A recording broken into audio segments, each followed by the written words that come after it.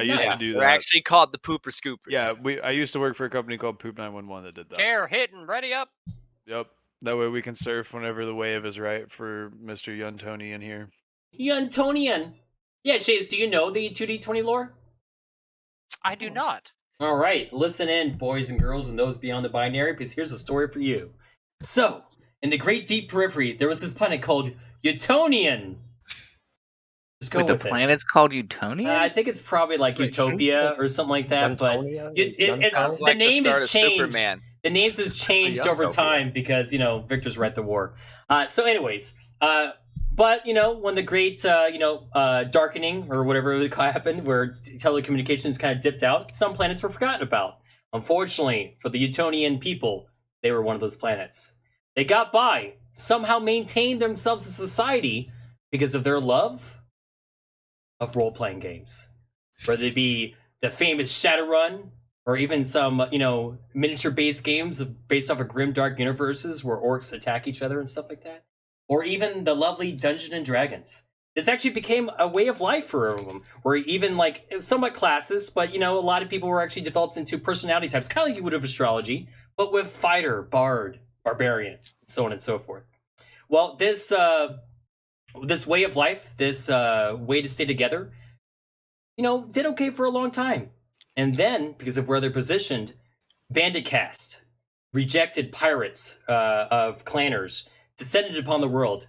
But instead of just trying to sow destruction and dismay, they realized that this was a safe haven.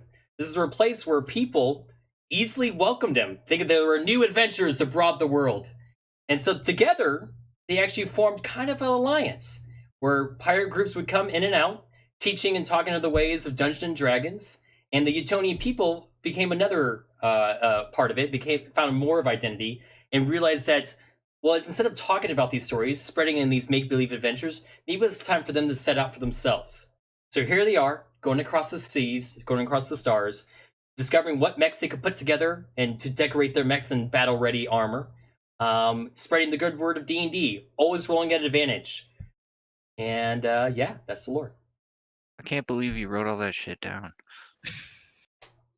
Well, it's actually off a piece of paper. It's I not know a you piece were. of paper sitting magnetic magneted to his I fridge. might Yeah, no, migrate it's to like that planet. taped to his monitor. It's actually tattooed to my back of my hand, so yeah, no big deal.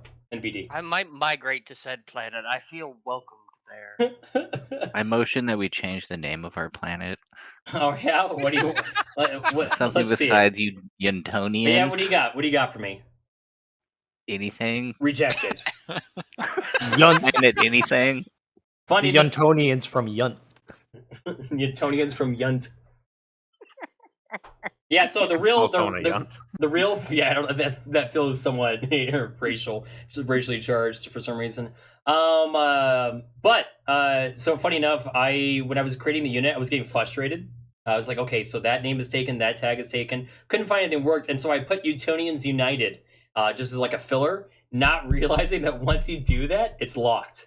And so I was like, oh, well, sure. And then I played classic BattleTech, or like RogueTech BattleTech, and I was like, all right, guys, whatever we do, this is the lore of the like what was going on. And that playthrough lasted for quite a while.